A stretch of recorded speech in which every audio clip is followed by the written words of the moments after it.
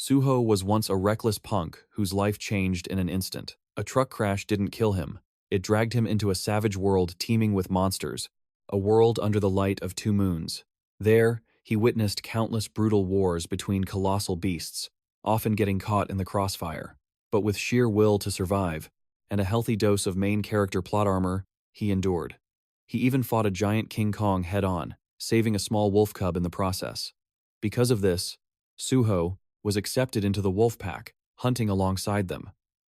Through endless time and countless battles, his will and body were forged into steel, becoming unbelievably powerful. But just as he faced that King Kong once more, a brilliant light erupted, pulling him back to Earth. He arrived in a post-apocalyptic world. A patrol team, led by a beautiful agent, felt a tremor as a blinding light appeared before them. From it emerged a being radiating immense pressure, freezing the agent in terror. As the dust settled, it revealed 𝙍𝙖, unconscious and completely bare. She quickly ordered him taken to the MANHWA Institute for investigation. After 2 months, an old doctor finally pieced together 𝙍𝙖's unbelievable story. "We're in awe of your will to live," he said. "If it were me, I wouldn't have survived 2 chapters." 𝙍𝙖 then learned a great disaster 10 years ago had taken his parents' lives, leaving only his younger brother. He rushed home but missed him. His brother was on the run from debt collectors. 𝙍𝙖 realized that in the wild, might makes right. But on this new Earth, money was the ultimate power. He decided to hunt goblins outside the city for reward money, but he lacked a permit. The guards stopped him cold. Just then, a jeep sped frantically out of the hunting grounds, a goblin gnawing on the driver inside. The soldier screamed in agony, but the military's overwhelming firepower turned the monster into a donut before it could even blink. During the chaos, 𝙍𝙖 slipped past the checkpoint. Beyond it lay a desolate, ruined landscape with no monsters in sight. They only came out at night. 𝙍𝙖 used his honed senses to pinpoint a location. To the north, he heard a loud commotion. Arriving at the source, he found a wild dog, cornered by a pack of goblins, and on the verge of death. Remembering his own pack from that other world, 𝙍𝙖 shot forward like the wind. He pulled up his status window to check his stats, only to be shocked. All his numbers were pathetically low. It could only mean the hunters of this world were on another level. The moment he stepped into the forest, he heard the clash of swords. He wondered why monsters would be out in the morning. Moving deeper in, he saw a horrifying sight. A severed arm, still clutching a sword, flying through the air. It belonged to a bandit surrounding a team of 3 young hunters. Their leader was the notorious 𝙃𝙪𝙣𝙣𝙯. The moment 𝙍𝙖 heard 𝙃𝙪𝙣𝙯 boast that his head had a $4,000 bounty, his eyes lit up. This reckless punk didn't care how strong the bandit was. He leaped down to face him directly. The bandit leader was just as arrogant, laughing at the man who just jumped from a cliff without a scratch. Suddenly, the bandit's eyes glowed crimson, and an immense pressure erupted from him, freezing 𝙍𝙖 in place. It wasn't fear. It was the bandit's magic. Anyone who stared into 𝙃𝙪𝙣𝙯's eyes for more than 5 seconds would lose control of their body. The red-eyed bandit ordered his men to finish the job, not wanting to dirty his hands. But suddenly, 𝙍𝙖's fist slammed into his arrogant mouth for speaking too soon. The blow wasn't powerful, but it was enough to shock 𝙃𝙪𝙣𝙯, who couldn't understand how the kid broke free. In truth, 𝙍𝙖 was still under the spell's effect, but he was thrilled to discover a new kind of power that humans could possess. After being repeatedly immobilized by 𝙃𝙪𝙣's binding spell, 𝙍𝙖 finally discovered its weakness. 𝙃𝙪𝙣 had to remain still as well, or the binding would weaken, allowing 𝙍𝙖 to move. Using this, 𝙍𝙖 took advantage of his superior speed, closing the distance to 𝙃𝙪𝙣 before he could even cast his final spell. 𝙃𝙪𝙣 was defeated and tied up like a chicken. Even then, he shamelessly begged 𝙍𝙖 to spare him, offering him the position of leader. 𝙍𝙖 walked over and gave him a loving kick. "I don't want to be a leader," he declared. "I want to be the master of this entire world." After the battle, with all the bandits dealt with, the 3 hunters gave him a ride. On the way, one of the hunters explained the state of the world after the Great Cataclysm. All 3 of them had awakened skills, but they were clearly weaker than 𝙃𝙪𝙣𝙯. It turned out that magic and basic skills could be learned from skill books. If you were strong enough, you could enter gates that led to dungeons. When a gate opens, the military is always the first force to clear it. After they leave, only weaker monsters remain. These become the perfect opportunity for level 1 hunters to rank up to class 6. To get stronger, they have to hunt bigger monsters and absorb their level energy. For that, hunters must go to a level 2 dungeon. Outside, a team of hunters emerged from a gate, covered in wounds. Their leader, 𝙃𝙪𝙣𝙯, was furious. He was sick of carrying a team of useless members. His adjutant quickly tried to calm him down, defending the newbies in the group. Honestly, you couldn't blame them. For some reason, high-level monsters had started appearing inside the Level 1 dungeon. As they argued, soldiers carried the captured gooks past them, shocking Captain Kang. When he learned that an F-rank rookie was the one who took down the infamous bandit, he rushed off to find him, overjoyed at the thought of landing a big catch. Meanwhile, 𝙍𝙖 had teamed up with the young hunters to explore the dungeon. Stepping through the gate didn't hurt, and more importantly, his clothes didn't vanish. The hunter explained it was because their gear was made from a special multi-dimensional energy, making it extremely durable, though quite expensive. It allowed them to pass through the 38 dungeon gates with ease. The moment they entered, the gate vanished. It wouldn't reappear until a certain number of monsters were defeated. Or, there was another way. Kill the strongest boss inside. Hearing this, 𝙍𝙖 got excited, stretched a bit, and told the hunter to rest. He would wipe out the monsters and be right back. The hunter was stunned. Before he could even ask, 𝙍𝙖 stomped the ground and vanished, leaving a crater. That kind of power was terrifying. Perhaps the system had misjudged 𝙍𝙖. He was clearly strong enough to take down a C-rank bandit, but the hunter's jaw dropped, in horror, as he chased after him, remembering that 𝙍𝙖 had no exploration skills. If he cleared the dungeon but couldn't find the gate's location in time, they would all be trapped and perish, along with the dungeon itself. Deep inside the forest, a pack of 3 goblins were on the hunt, when suddenly, an explosion rang out as they were picked off, one by one. One goblin coughed up blood and collapsed, leaving the others stunned. 𝙍𝙖's attack speed was simply too fast, and with that, the last of the first 7 goblins fell. He discovered a bloodstone inside one of the corpses, a gem capable of storing energy. It seems one drops for every 3 goblins, and their price is quite high, depending on the quality. A short while later, the soldier finally caught up, only to find the ground littered with the disemboweled bodies of goblins. It seemed 𝙍𝙖 had already moved on to hunt, in another area. The soldier activated his clairvoyance skill to track him. Sure enough, he spotted 𝙍𝙖's trail not far away. Right now, 𝙍𝙖 was checking his own status. His accumulated energy had reached 102. He decided to spend it on a new skill, Summon Plant Spirit. The moment he confirmed the purchase, a brilliant light burst forth, revealing a tiny, adorable plant spirit. With her small size, 𝙍𝙖 could use her to scout for goblins over a massive area.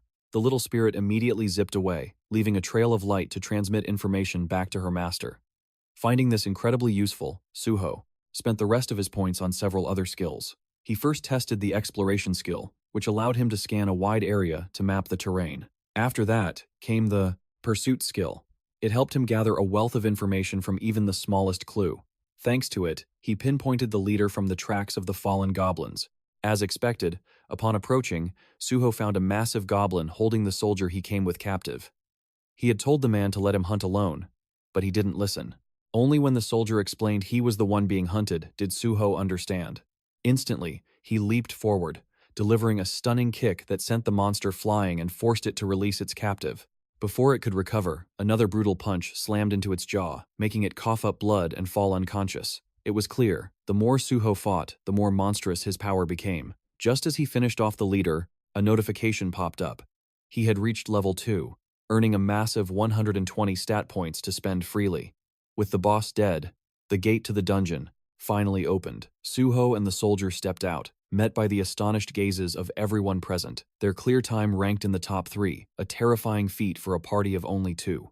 After a day of rest, a hunter actively sought him out. He introduced himself as Captain 𝙍𝙧𝙣𝙠, the commander of the 27th Division. He wanted to invite 𝙍𝙖 to his guild, 𝙃𝙪𝙣, to raid dungeons together. Although our guild is ranked 4th, he said, in reality, the ranks between guilds are completely meaningless. Even if you get offers from other places, I guarantee we will provide you with the absolute best conditions. But all his convincing was useless. What 𝙍𝙖 needed was a position of leadership to ascend to the throne of the Overlord. Today was a perfect day to relax, but while he was chilling, his younger brother Junho returned home with his child. Knowing the hardships his brother faced as a single father, 𝙍𝙖 gave him a portion of his earnings. Junho was deeply moved and promised to work hard. First on the list, a trip to the market for a celebratory feast after 10 long years of separation. Back at home, the young boy was playing with 𝙍𝙖's puppy. The two decided to name him Bakey. The moment the puppy got its new name, a status, the window appeared. It turned out that even animals here received system support, just like humans. As 𝙍𝙖 watched over the two troublemakers, he heard the sound of Junho's car returning. He was shocked. There was no meat or alcohol, only his brother, beaten and bloody, collapsing to the ground as his son cried out in fear. At that moment, at the Loan Shark headquarters in Busan, the lights were still on.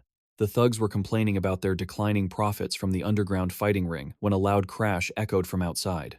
Before they could check, a guard was sent flying through the shattered door. From the dust emerged a figure with blazing eyes, filled with killing intent, staring down the worthless gangsters. It was 𝙍𝙖, here to settle the score with the scum who dared to lay a hand on his brother. For all the pain Junho suffered, he would repay them 100 times over. In an instant, the room filled with desperate screams and pleas for mercy. The boss sat frozen, trembling before the monster in front of him, unable to move a muscle. 𝙍𝙖 vaulted onto his desk and slapped down an envelope. He was here to pay Junho's debt. Only then did the boss snap out of it, cursing at 𝙍𝙖. After all, they looked down on low-rank hunters like him. In response, 𝙍𝙖's hand swung, striking the foul-mouthed man for his insolence. Why would you treat someone who came to pay you back like this? All you had to do was take the money and say goodbye. So why did you bastards have to cross the line? Each word he spoke was punctuated by another slap, striking the man so hard he couldn't even manage an apology. Only when the man's mouth was a bloody mess with only a few teeth left did 𝙍𝙖 stop. The boss was finally enlightened. Tears streamed down his face as he begged for forgiveness. At this point, they were completely broken, kneeling in submission. Together, they cheerfully confirmed that all financial ties between the company and Mr. Park Junho had been completely resolved. We will remember this and promise never to appear before you again.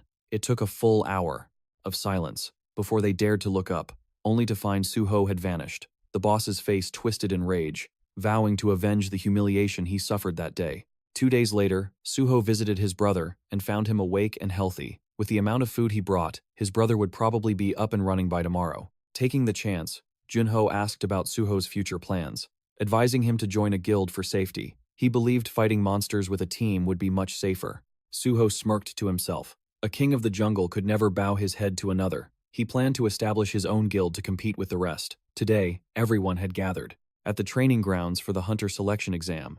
𝙍𝙖 was also here, perhaps to gauge the current level of hunters and scout for promising candidates. A moment later, military personnel entered to restore order. An officer announced, "Welcome, everyone.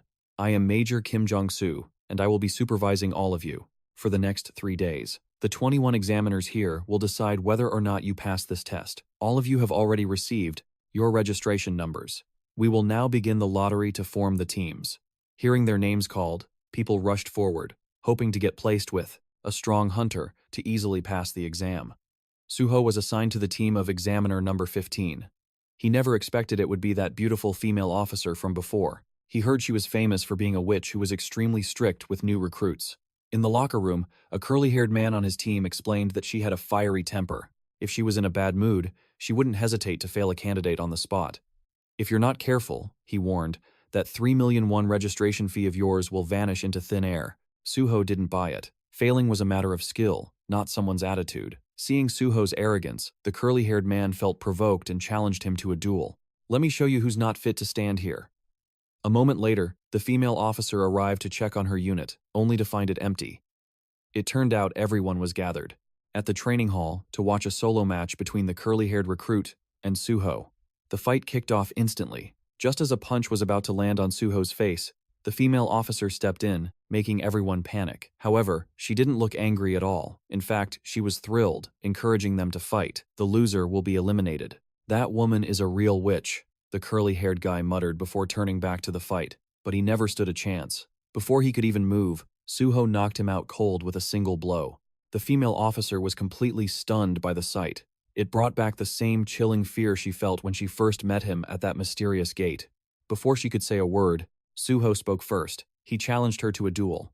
"If I win, you must grant me the authority to decide the fate of these new recruits." The female officer hesitated for a moment, but she couldn't refuse a direct challenge. Before the match, she asked, "Are you an irregular? If you don't know what that is, I'll tell you after I let you live." Instantly, she gripped her sword and lunged, unleashing a relentless barrage of attacks.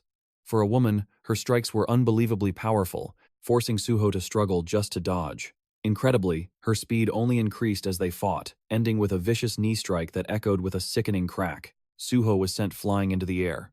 But something still felt off to the officer. She realized that all this time, he hadn't attacked once. He was merely probing her strength. He even had the audacity to praise her, saying she was worthy to be his subordinate. Hearing someone even more arrogant than herself, the female officer's fury exploded. She launched a devastating kick straight at him. This time, she was determined to use her full power to finish him in a single blow. This time, 𝙍𝙖 both blocked and actively analyzed his opponent's attack patterns. As expected, with his experience, he seized the opportunity and unleashed his first counterkick, flying towards the female officer with terrifying force. To his surprise, she had already summoned a protective mana shield. The impact of 𝙍𝙖's kick created a sound like shattering glass, sending her flying. Although she wasn't seriously injured, the female officer was still in shock that someone had shattered her shield with their bare hands. Involuntarily, she smirked, confirming that her feeling had been right all along. He was definitely an irregular. Instantly, she signaled to stop and conceded defeat. This arena is too small for us to use our full abilities. Next time, I'll fight you somewhere more spacious. As for your prize, name what you want, and I will grant it. Little did she know, those words would lead to a lifetime of regret. Before stating his demand, 𝙍𝙖 had the female officer confirm that there was no woman in this army stronger than her. Then I've decided. I choose you. Let's make a baby together. The female officer stared blankly for a moment before his intention finally registered. A resounding slap echoed through the hall, so loud, it startled the curly-haired guy awake. He stumbled to his feet, utterly confused about why the female officer was storming off in such a rage. In the end, we're still the ones getting eliminated. The curly-haired guy collapsed to his knees, crying and regretting how his hot temper had affected them both. However, when 𝙍𝙖 said they were allowed to stay, he assumed 𝙍𝙖 had endured that humiliating slap to get her to overlook the commotion, completely unaware that it was due to that bizarre request to continue his bloodline. From that day on, the curly-haired guy looked at 𝙍𝙖 with immense admiration, vowing to follow him for life to repay this debt. Just as they were about to leave, an announcement called out 𝙍𝙖's name, requesting him to report to the commander's office immediately. I called you here because I witnessed that fierce battle through the surveillance camera.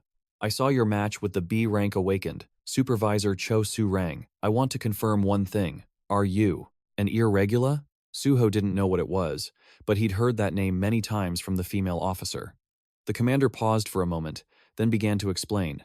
It's related to the information on dimensional gates. Currently, 3 planets have opened gates connecting to Earth. They are Iruka, 𝙍𝙖, and 𝙃. First is the planet Iruka, where the elf and dwarf races live. It is a friendly planet for cultural exchange and trade with Earth. They hold the people of Earth in high regard, and have taught humans many skills like magic and techniques for crafting weapons and magical items. Next is the planet 𝙍𝙖. That is where the Demon and Jungwon tribes fight for control of the entire territory. Although we can interact with the Jungwon tribe through the gate, if it connects to Mamon's territory, war will break out immediately. And finally, there is the planet 𝙃. It has a neutral alignment and is occupied by the orc race. However, besides orcs, this place is also home to a tribe of incredibly brutal, giant monsters. If a gate were to open there, war would erupt. There are those who have learned the techniques of these 3 planets and returned to Earth. Their fighting abilities cannot be categorized by the ranks of the awakened, so they are called irregular. 𝙍𝙖 found his head aching from all the information, but he confirmed that it wasn't just those 3 planets. I was on a planet with 2 moons, and I was the leader of the strongest wolf tribe. I've already told the bald doctor about this many times. Just as 𝙍𝙖 was leaving, a man who called himself Sergeant Kim entered to see the commander. He was ordered to replace Supervisor 𝙍𝙖 for Team 15. Officer 𝙍𝙖 has resigned from her position. Until this special examination is over, you will monitor trainee Park 𝙍𝙖 of Team 15 and report everything to me. At that moment, everyone was gathering to prepare for the second test. The trainees were overjoyed to see the blonde witch gone, replaced by Sergeant Kim, who seemed far more approachable. He announced today's test rules: a 100-meter dash in 90 seconds and a 40-event triathlon within 1 hour. As expected, even this small test eliminated quite a few people. When it was the curly-haired guy's turn, he was extremely confident. Stepping onto the track, he sprinted forward with all his might, and in the end, he barely passed with a result of 8 seconds. The next person to compete was Park 𝙍𝙖. Before shouting start, Sergeant Kim secretly activated his camera to record the entire test. Just as the commander had predicted, what Sergeant Kim witnessed was beyond imagination. In the blink of an eye, 𝙍𝙖 had vanished, right before everyone's eyes. His running speed was comparable to a bullet. The footage was immediately transmitted directly to the Central Management Bureau's command room.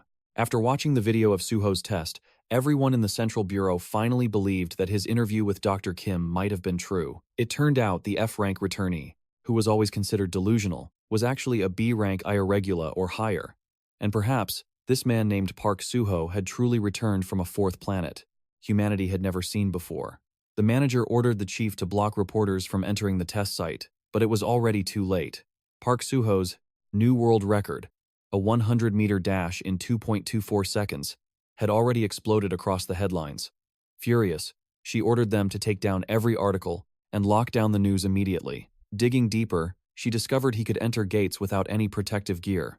Although he was ranked a mere F-class due to a lack of multidimensional energy, his physical stats grew at an astonishing rate on that other planet. If this man Suho truly returned from the fourth planet, it would mean their nation could seize control over that mysterious new world. Back at the exam site, a swarm of reporters was being blocked at the gate. They had flocked to the awakened being's cafeteria, desperate to interview the new superstar, Suho. But he ignored them all, eating with curly hair, who still couldn't believe the person in front of him was so extraordinary. There's no way a normal person could have knocked me out, he thought.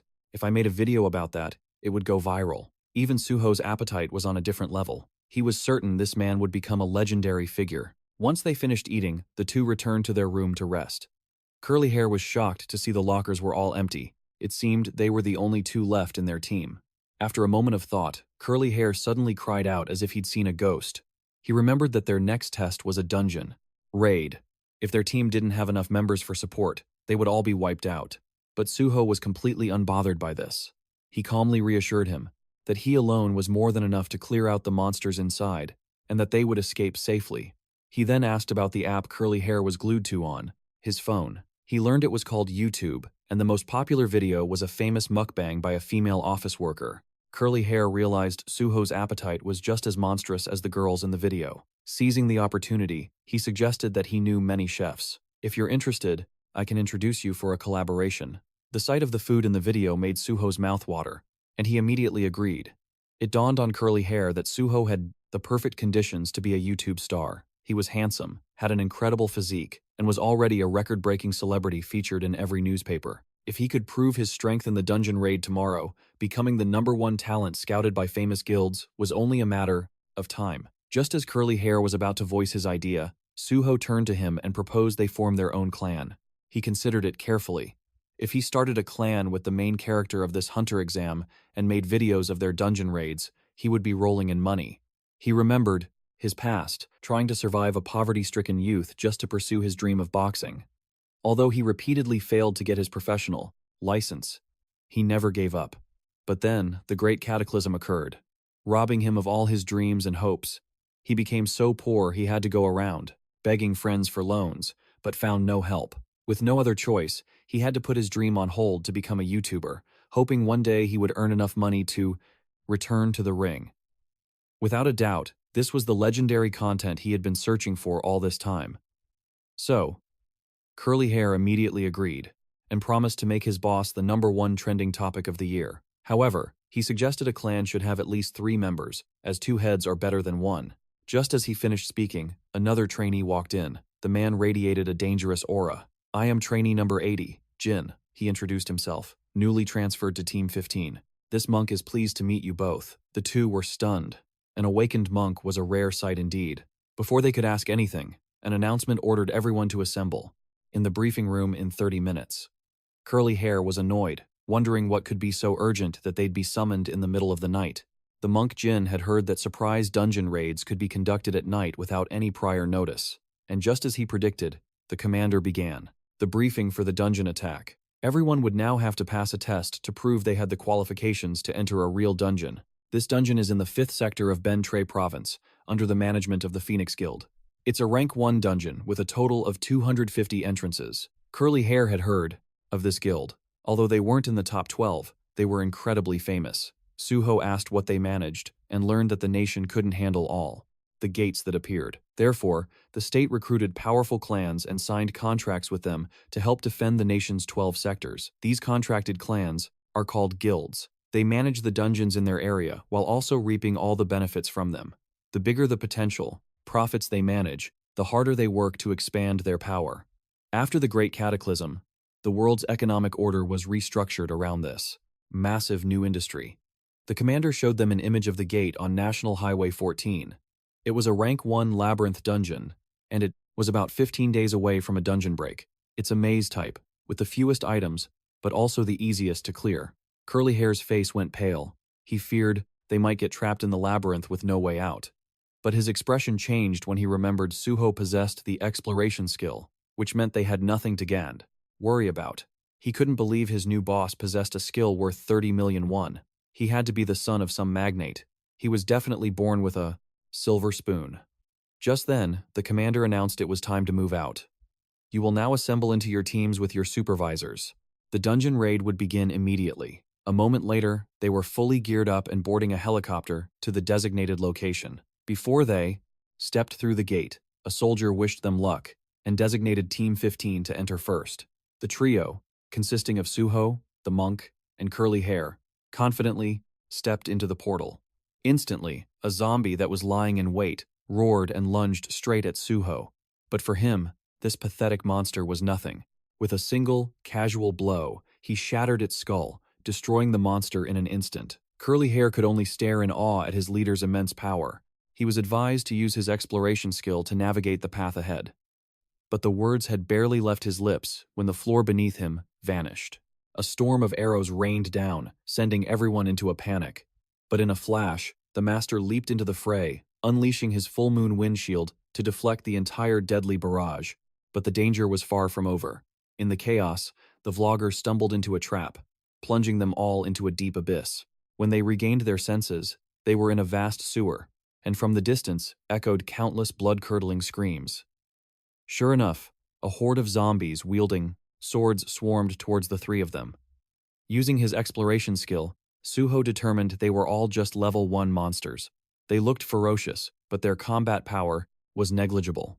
Instantly, 𝙍𝙖 charged forward like the wind, intending to face the entire horde alone.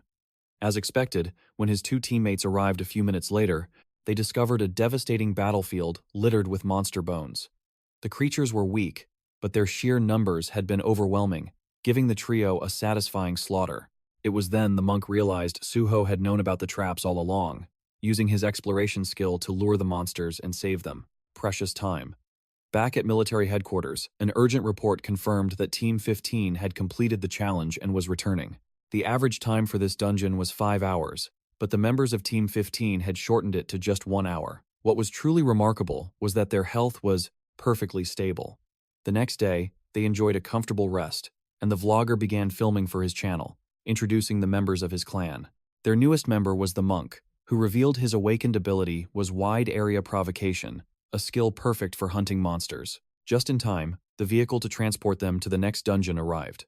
The three were thrilled for the tough challenge that lay ahead. To prepare for his professional vlogging career, their streamer had invested in an ultra-modern drone. However, 𝙍𝙖 mistook it for a monster and was about to destroy the Iron Bird. What a country bumpkin. The vlogger began his intro with a flourish. Today's challenge. We are currently moving towards Gate 30 in Sector 4. That blue gate was a historic landmark, marking the very first day of the clan's dungeon hunting career. 𝙍𝙖 hoped his fans would show their support with a like on the video. Just as they stepped through the gate, they witnessed a swarm of demon bats blotting out the sky. It seemed that to the bats, the three humans below were too insignificant to attack. Since no one on the team could fly, this challenge seemed harder than they had imagined. Luckily, the monk possessed an awakened skill, wide area provocation. He channeled his energy and struck his 𝙃𝙃. Instantly, the swarm of bats changed direction, shrieking as they dove towards the three of them. When the bats were close enough, the monk gripped his staff tightly, unleashing his flaming mountain windstaff technique to block them all, creating a terrifying scene. Finally, the dungeon boss appeared. It was a giant bat, 3 times the size of a man, but with a single slash, 𝙍𝙖 easily defeated the monster. Now it was time for everyone to harvest the loot before stepping through the gate to the outside. At the same time, in the management office, they were constantly updating news about 𝙍𝙖's team. 𝙍𝙖's clan was based in Sector 4 of 𝙃𝙪𝙣𝙠. At this rate, the three of them could clear 20 dungeons a day. Their entire process of destroying the dungeon was filmed, posted on YouTube, and received millions of interactions. The management was in a bind. As they were trying to suppress the news, They never expected one of them to be a streamer. Now, videos related to Park Soo-ho had climbed to the top 3 in search results. If we suppress the news, it will only cause a bigger uproar. We have to prepare a different countermeasure. Just then, the female manager noticed another video below it. It was about the decisive battle between the 2 strongest fighters in the World Championship tournament. Player Michael Javis had defeated his opponent 𝙍𝙖𝙣𝙠 with the Mega Punch technique. After this match, the world's #1 player, Rap, would directly challenge the Japanese opponent, Hero. It was known that Okita Hero was an SS rank hunter, discovered in Saobang. This time, the female manager would meet him in person. Suho's group, meanwhile, was busy counting the assets they had earned. In just 3 days, their clan's joint fund had reached 140 million won. The vlogger's share alone, from selling the monster's bloodstones, was $2,000. If they started on a C-rank dungeon now, that amount would likely multiply by 10. But Suho was only focused on his energy points. He had accumulated up to 3,000. Yesterday, he had bought all the messy skills in the shop and wanted to go clear a dungeon to explore these new abilities. However, the monk was taking the day off to visit a friend, so he decided to give the guild a break and do some shopping. With his younger brother, Juno, they decided to go to a car showroom and invest in a new pickup truck to transport monster corpses and collect money. It was known that this truck used both fossil fuel and bloodstones, making it extremely durable. Though the price was steep, Suho decided to buy it and paid in cash. The 2 brothers decided to test the new vehicle's speed outside the city, where it was teeming with monsters. This was Suho's plan, to take his brother out and trigger his awakening. Only then could he protect himself and his family. Sure enough, as soon as they drove into the restricted zone, a goblin appeared and lunged at them. However, with his brother Suho's help, Juno gathered his courage and cast aside his fear to kill the monster. For the first time, his hands were stained with blood. Even though it was a monster, a sense of guilt and disgust filled his mind. Immediately, Suho ordered his brother to pick up the knife and continue the hunt. Under the pressure Suho created, and with his own willpower, Juno rushed forward and slaughtered all the remaining monsters. This act of killing suited him perfectly. He only regretted not discovering it sooner. As the last one fell, Juno awakened. His latent ability was Butcher. At the same time, Juno's temperament changed drastically, becoming incredibly bloodthirsty. After a short rest, they went to the Mana Institute to apply for a license for the newly awakened. They were introduced to the multidimensional energy measurement room to test and evaluate his hunter rank. They asked Juno to lie on a machine equipped with a mana orb. It emitted countless small electrical currents that traveled to Juno's brain and began receiving signals. Just 3 minutes later, the results were in. He scored 111 mana points. While he was there, Suho also wanted to test his own. As the electrical currents flowed in, he saw an illusion of countless mysterious eyes staring at him. An overwhelming sense of confusion washed over Suho, causing him to snap out of it. Just in time, the results came in, astonishing the scientist. His previously meager score had now risen to 186, equivalent to an E-rank hunter. Once all the procedures were completed, Juno finally received his hunter's license and began his new journey. Deciding to head home for a celebratory drink, they ran into the fiery blonde hunter, who was now with 2 other soldiers. Suho rushed over to apologize for his earlier rude remarks. "I'm still not used to talking to civilized people," he explained, "so I might have caused a misunderstanding." However, she clearly wasn't over it yet, turning her back and walking away, leaving Suho standing there, dumbfounded. But his luck with women hadn't run out. Arriving home, he found the female department head had been waiting for him. A quick system check revealed this was Kim Misu, who had reached level 2A. She was the manager of the Returnee Management Bureau, a division of the Awakened Management Bureau. She was here for one reason, to sign a contract with Suho. Misu explained that the official title for a returnee like him was a locator. Because he returned to Earth through a red portal, it proved he had met the conditions to pass through it. This meant that someday, that very same portal would reappear, creating a bridge between the 2 worlds. Suho was curious about its location, and Misu pointed right at him. "In the future, it will definitely appear near you," she stated. The Awakened Management Bureau theorized it was a new planet, and their research suggested the portal would materialize in 99 days at the latest. "I need you to remain in the country until that gate opens. We don't want you becoming the next Lee Song-hu." That name belonged to the world's #1 ranked hunter, who defected to Japan 3 years ago and now went by Hideo.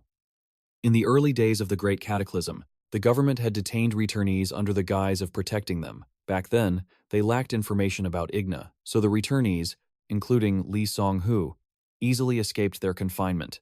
Disillusioned with his home country, he was approached by the Japanese government. In the end, he left for Japan, taking the portal connecting to the planet 𝙍𝙖𝙣 with him. It currently resides in Tokyo. Suho listened intently, grasping the gravity of the situation, but he didn't care about politics. What he needed was approval to upgrade his clan into a guild and a guaranteed territory for them. Suho's demands were immediately accepted. Misu promised to process the request that very night. While he had her, Suho asked another crucial question. What were the signs? That a gate was about to open? It's easy to detect for an agent with awakened senses. We'll dispatch our best agent.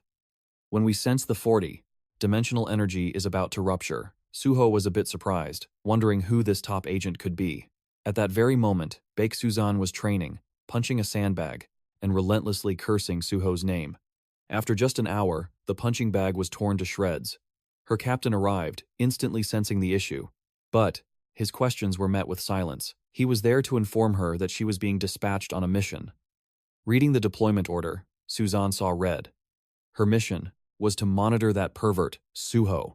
The captain had no idea what had happened to make her hate the man so much, but he stressed that if she failed this mission, a massive disaster could strike the city. Suzanne knew all too well that if he wasn't controlled, a gate opening in a residential area would be a catastrophe. The moment any sign of a dimensional rift appeared, she had to move Suho to a designated area. Until then, she couldn't let him out of her sight for even a second. The next morning, as Suho's team was eating, they received news that the government had upgraded their clan to a guild. We're finally qualified for level 2 dungeons. But Juno warned them that to raid a level 2 dungeon, they needed to be at least a D rank party, and they were severely understaffed. For now, we should focus all our efforts on level 1 dungeons. Suho agreed. First, they'd earn money from level 1 dungeons and speed up their leveling with powerful support skills. Once they were ready, they would split the team to raid more dungeons and recruit new members if needed. Just then, the monk returned with the full team, and they quickly headed out to conquer another dungeon. As they prepared to enter the gate, Suho ran into a familiar face, the young hunter who had guided him during his early days of monster hunting. Though he had his own party now, they didn't look very coordinated, hinting that a new member might soon be joining Suho's group. After saying goodbye to his old acquaintance, 𝙃𝙪𝙣𝙠 and his 3-person team entered the dungeon.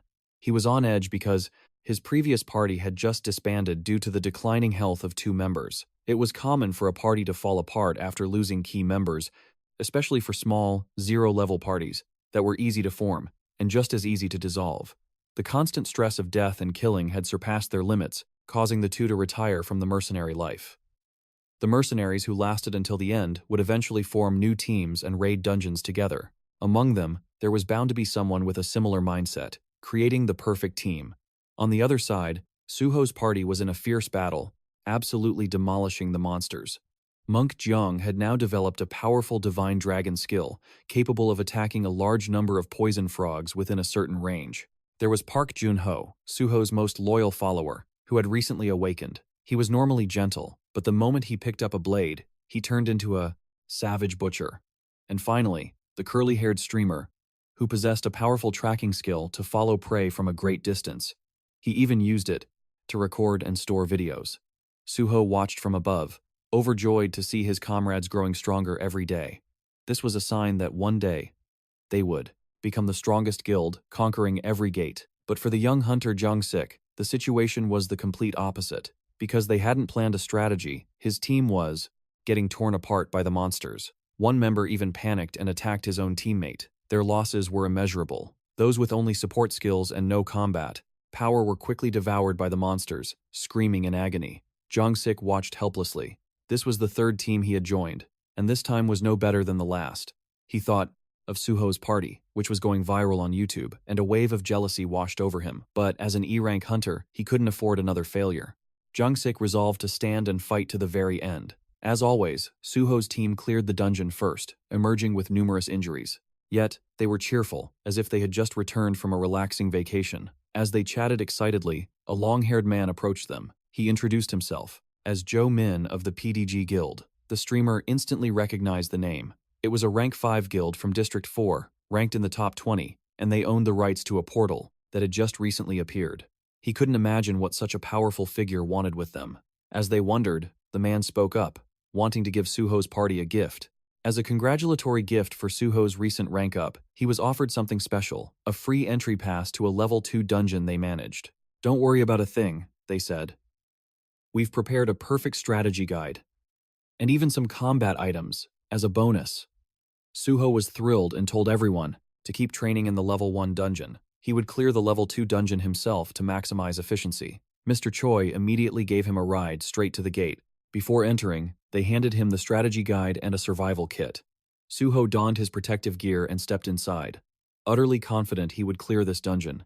He'd be back before lunch, he thought. He had no idea this was a sinister plot, hatched by Old Man Choi to eliminate a rival. The man was already smirking at his perfect plan.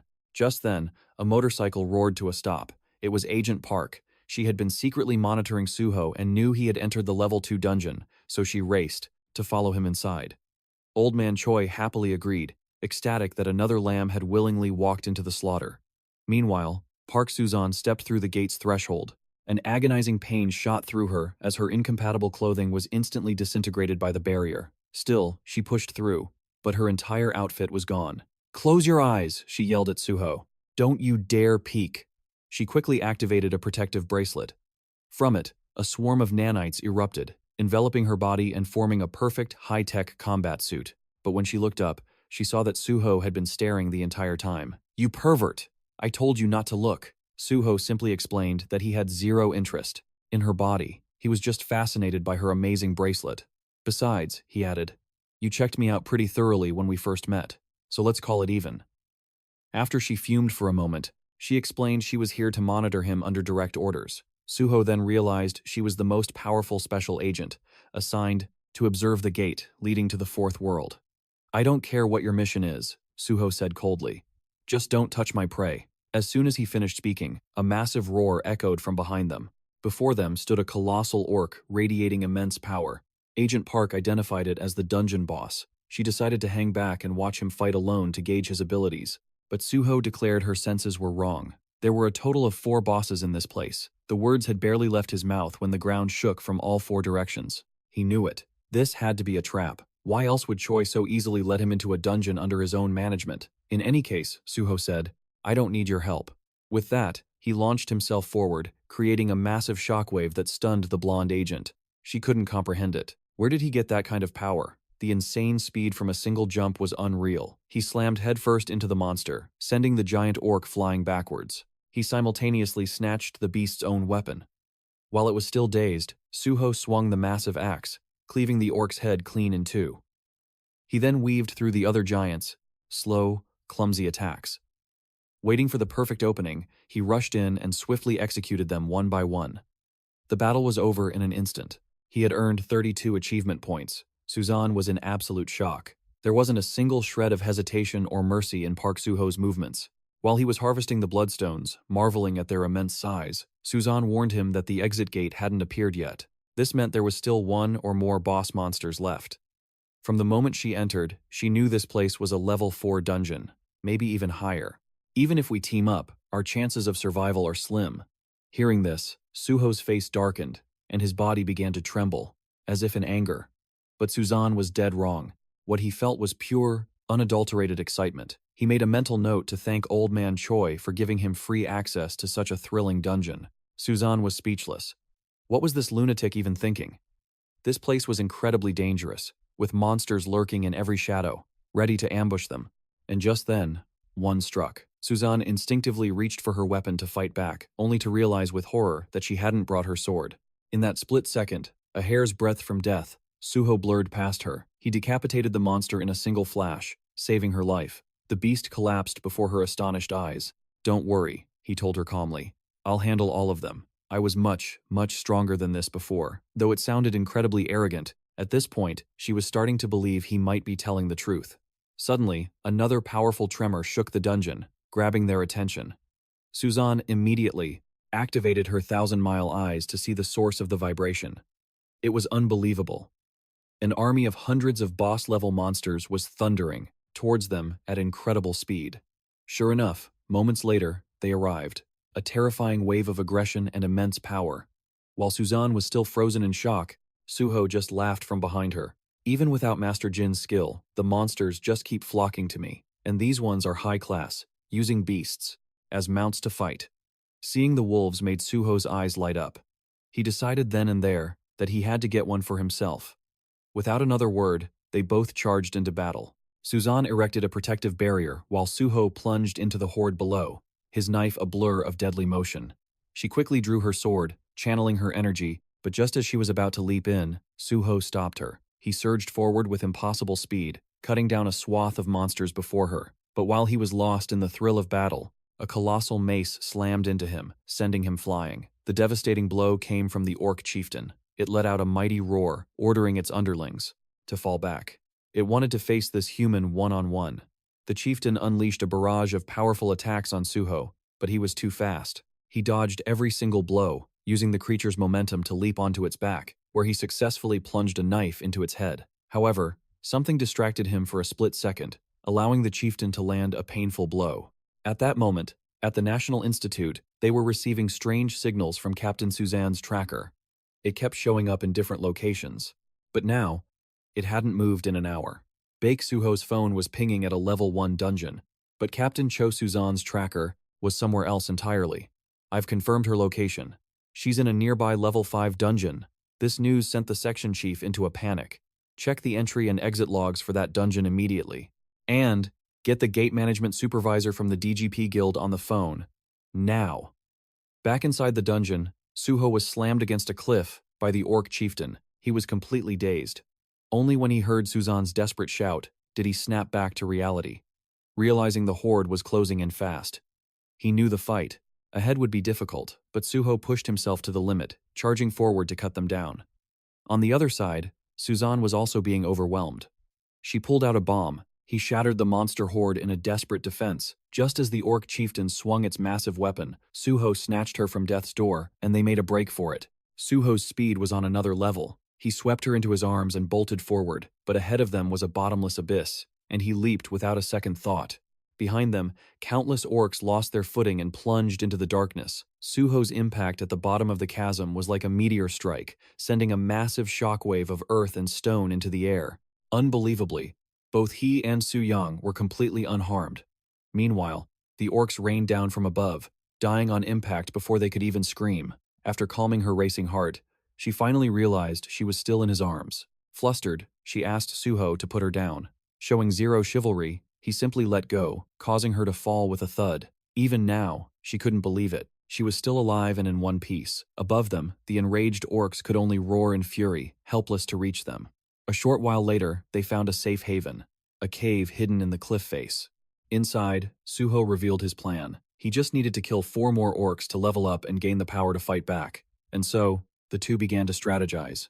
Outside the dungeon, a full-scale rescue operation was underway, with every available unit mobilized near the DBC Guild's dungeon gate. Reporters swarmed the area, broadcasting the crisis of a female officer and a hunter trapped for 2 days. Suho's team was beside themselves with worry. No low-level hunter had ever returned alive from a rank 5 dungeon. The suspect, Choi, had initially claimed that Park Suho and Cho Su-yang entered the dungeon of their own free will. But after a harsh interrogation by Major Kim Jong-soo, he finally confessed his crime. All eyes were now on Park Suho's chances of survival. A man rumored to be a returnee from the 4th planet. Just then, Department Head Misu stormed into the chief's office, demanding answers. She was furious that they had only arrested Choi, ignoring the mastermind pulling the strings. Misu broke down in tears, filled with regret for sending her there in the first place. The chief, deeply worried himself, tried to calm her, insisting they had to face this together. Back inside the dungeon, a chubby little sprite appeared. It caught the eye of a nearby orc.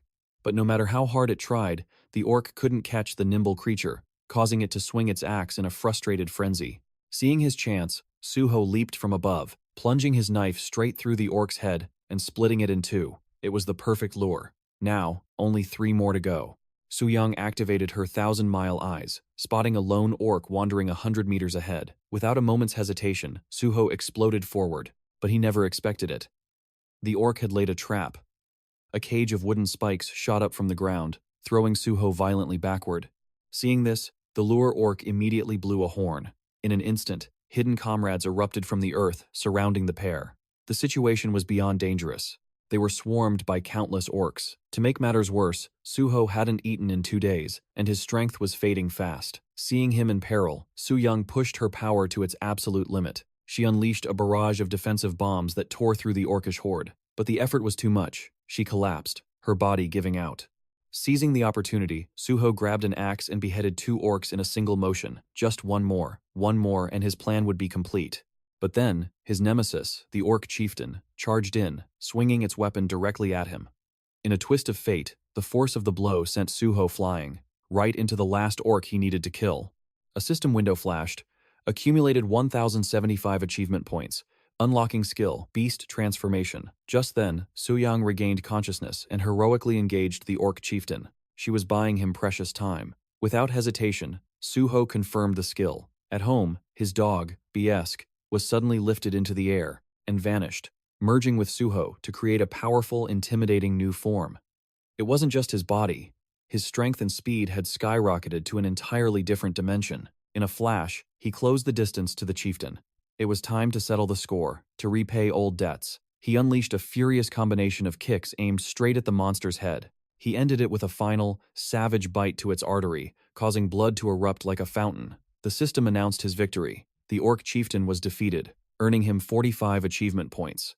Meanwhile, outside, as the rescue team struggled to find a way to open the dungeon gate, reporters continued their non-stop coverage. The chief revealed a shocking detail. This was a rank 5 dungeon known as the Orc Castle. A raid on this place would require a team of 30 B-rank hunters, or a team of 30 that included 10 A-rankers. Back inside, Su-young was still in awe of the overwhelming power 𝙍𝙖 had just displayed. But her face paled as she delivered the grim news. This is likely our tomb. Even though the orc chieftain was dead, the gate remained sealed. That could only mean one thing. A far more powerful boss was still lurking somewhere inside. The situation brought back a painful memory from 3 years ago. Back then, she had just become a B-rank hunter and joined a 20-person raid team alongside 10 A-rankers from the Management Bureau. That day, their mission was to enter this very dungeon. She deeply admired their captain, a man who also showed great kindness towards her. The battle had raged within the Orc Castle, the hunter team desperately trying to maintain their formation against the overwhelming horde. Su-young and Misu were responsible for defending the northern flank. Suddenly, in the chaos, she lost her footing and fell. The situation was perilous, but just in time, the captain arrived. He unleashed a powerful lightning strike that obliterated the enemy, saving her life. But as they all focused on the fight, none of them noticed a powerful, three-eyed orc watching them from the shadows, analyzing their formation. In a flash of crimson light, a devastating attack severed the captain's arm. Su-young was thrown forward by the force of the blow. When she finally recovered and understood what was happening, it was too late. The three-eyed orc had mercilessly finished the captain with its spear. The brutal image was seared into her memory. Her mind flashed back to her early training days, to his words, "Take up the sword, feel it with your entire heart. Only when the sword, body, and mind are one, can you truly master it." Every time she remembered him, the pain was unbearable, and she couldn't hold back her tears. On the outside, her curly-haired friend was also weeping, believing his leader was gone forever. At the same time, a crowd had gathered at a memorial altar, praying for the safe return of the missing hunters. Shaman Kim, a national intangible cultural asset, performed a ritual dance in front of the gate. Her movements, filled with a desperate wish for their safety, seemed to electrify the atmosphere. At that moment, an elite attack team, composed of the highest-ranking hunters in the entire province, assembled before the dungeon, ready to begin their assault. And all of these events were being monitored by a mysterious figure from the shadows. Perhaps this was the true mastermind behind it all, plotting something far greater than anyone could imagine. Model. While everyone outside shed tears of sorrow, deep inside the cave, 𝙍𝙖 and Su-rang were feasting. They devoured a perfectly crisp wild boar. He even ordered sandwiches and steak using his online store skill. After their meal, she continued her story about the battle with the Demon Lord. "It wasn't until 3 days later that I woke up in a hospital. Senior Misu had returned with Captain T's sword. 2 A-rank seniors who joined the raid had sacrificed their lives so we could escape. The Demon Lord is a monster that can fight 5 orc chieftains at once. Its lair is a grand castle in the heart of the forest. The 4 orc chieftains reside in 4 smaller towers, while the Demon Lord occupies the central spire. The moment its walls are breached, they will immediately summon an army of thousands for its defense." Just then, a spirit returned. revealing the castle's exact location to 𝙍𝙖. Now, with a full stomach and renewed vigor, he felt utterly confident of victory. Meanwhile, within the demon castle, chaos was brewing. The demon lord had just received news of its chieftain's death. It roared, sending thousands of its minions to hunt down the intruders. But our heroes were already one step ahead, tracking the horde's every move. In his beast form, 𝙍𝙖 carried 𝙍𝙗 on his back, dashing towards the open gate. As expected, the monsters caught their scent and gave chase, but they were no match for his incredible speed. Still, the duo faced a new threat: countless demon archers on the walls above, raining down arrows to block their path. 𝙍𝙗 instantly erected a mana shield. Not a single arrow could pierce it. Together, they leaped towards the rapidly closing gate, leaving the demons watching helplessly. Instantly, 𝙍𝙗 unleashed her skill, Defense Bomb. The blast sent the gatekeepers flying, clearing their path. They had successfully infiltrated the fortress. With his razor-sharp claws, 𝙍𝙖 effortlessly scaled the wall, dodging the desperate attacks from the orcs trying to stop him. Finally, he vaulted onto the ramparts, facing down the fortress's remaining defenders. She had returned to avenge the one she cherished most, who was stolen from her years ago. And just as she expected, atop the tower stood a powerful three-eyed demon. With its third eye, it could observe everything below. But it never anticipated 𝙍𝙖's blinding speed. He launched a surprise attack, instantly closing the distance and sinking his fangs deep into its carotid artery, then hurled it downwards. The demon was powerless against 𝙍𝙖's might.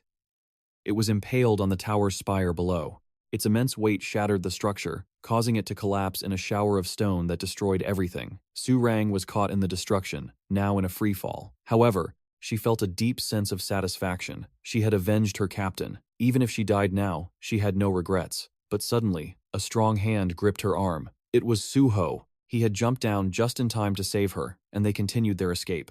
They both knew the gate would appear at any moment. Fighting now was pointless. Using her divine eye, she pinpointed the gate's location. Outside, the tech team had finally detected a signal from within the dungeon. They immediately announced it to the crowd, starting a countdown for the gate's opening. Hearing this, everyone erupted in cheers, roaring their support for 𝙍𝙗 and 𝙍𝙖 to escape within the next 10 minutes. Inside, 𝙍𝙖 was running for his life, with a horde of demons hot on his heels.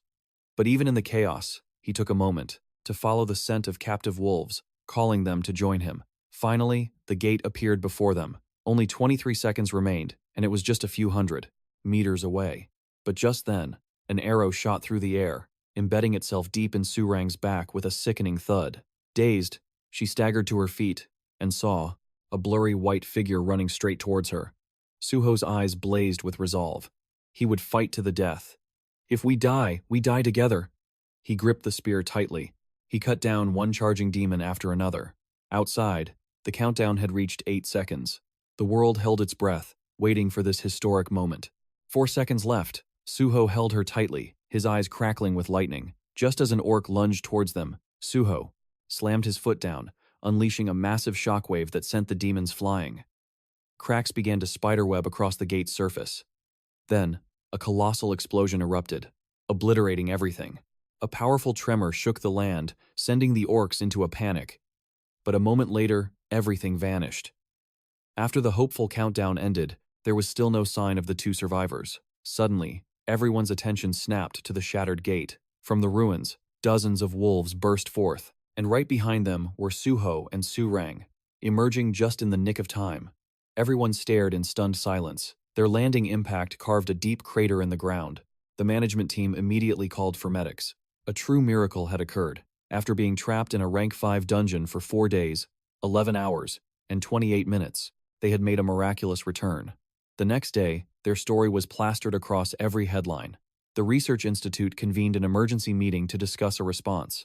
The information leak was inevitable. This incident had already attracted intelligence agencies from other nations. Their first priority, they had to keep 𝙍𝙖. They already had a binding contract with him. As long as his family is here, he won't go anywhere, one said. He lived with a wolf pack for what felt like 1,000 years. He must desperately miss his earthly family. His greatest treasure is being with them. So, we'll allow them to reunite, within a controlled environment. Next, an image of the abandoned gory residential facility appeared. I propose we grant this location to 𝙍𝙖's pack, and designate it a restricted area, off-limits to all unauthorized personnel. It's a relatively secure location, even if a portal to a new planet were to open. The plan sounded logical, and the director immediately approved.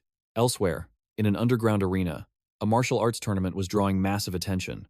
And now, ladies and gentlemen, introducing our champion. Currently ranked #1 in the world with a staggering 21 title defenses and 45 total wins. He is none other than Iguana Cup 𝙍𝙖𝙣𝙠, his demonic sword, Hero, ignited with black flames as he leaped into the ring.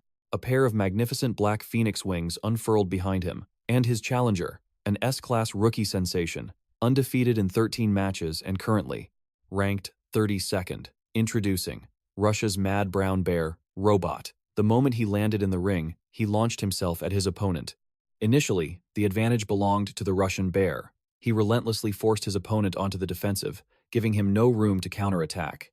He even used his specialized mechanical arm to lock his opponent in place, planning to finish him with a hail of bullets from his other arm. But this tactic sacrificed his mobility, and Hero immediately, with countless sword strikes, he shattered the chains and took down the Russian Bear. It all happened in a flash, so fast that no one could understand why he suddenly coughed up blood and collapsed. The referee immediately stopped the match as medics rushed in. They tried everything they could, but the Russian Bear didn't move an inch. Finally, the referee made the call. He couldn't be revived. With that, the champion, Hero 𝙃𝙪, had secured his 22nd consecutive title defense. The moment Hero arrived home, his girlfriend embraced him in a celebratory hug. But her joy was overshadowed by worry, because the man he had just defeated was 𝙃𝙪, one of the future 7 deadly sins. She urged him not to carry the weight of the world alone, and shared some breaking news about a man who had successfully returned after being trapped in a dungeon in Korea. He was starting to appear all over the news, and the Ministry of Defense was taking a keen interest. Looking at Suho's face in the paper, Hero felt a strange familiarity. The rumors said his awakened ability was that of a swordsman who regressed from the 4th planet. Hearing this, Hero fell deep into thought. He recalled his own 25 regressions, a life lived on repeat for over 500 years. Because of this, he remembered every awakened person, and every major event destined for the future. But the name Park Suho was nowhere in his memories. In all that time, that name had never once appeared. What's more, he was a regressor from the 4th planet. Hero knew his own actions could slightly alter history, but the butterfly effect had its limits. 𝙃𝙪, who should have become one of the infamous 7 sins in 10 years, was now dead. And Akiko, who was supposed to die 2 years ago, was still alive, all part of that same effect. However, major events, like the appearance of the Level 7 dungeon and the connection to the 4th planet, had never changed. For the next 5 years, no new planets were supposed to appear. The reason Hero abandoned his own country to come to Japan was because of the coming apocalypse. Hordes of monsters would swarm the continents, destroying every human stronghold and leveling cities. They would rule the skies and the earth, forcing humanity to flee in terror. The final safe zone, the key to humanity's survival, was Japan. This is why he was building his foundation there. Even if he was branded a traitor to Korea, if he could organize the dungeons in Japan with truly powerful individuals, it would become the best place for humanity to begin a new life.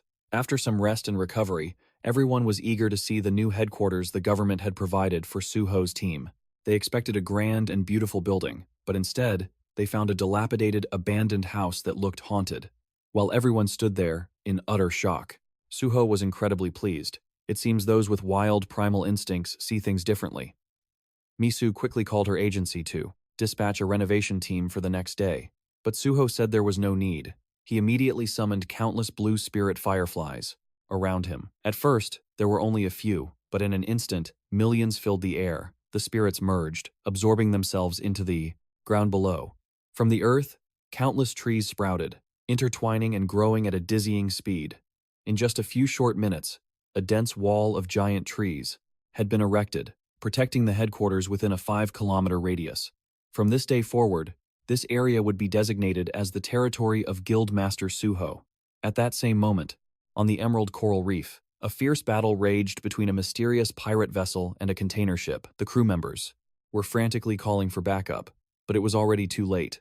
Suddenly, a massive tremor erupted from the depths, capsizing all the pirate ships. The cause was a monster that rose from the deep sea. It was so enormous that it coiled around the entire container ship, crushing it instantly. And that's where we'll leave the story for now. I hope you enjoyed it. Please show your support with a like and share. It gives me the motivation to bring you more amazing series.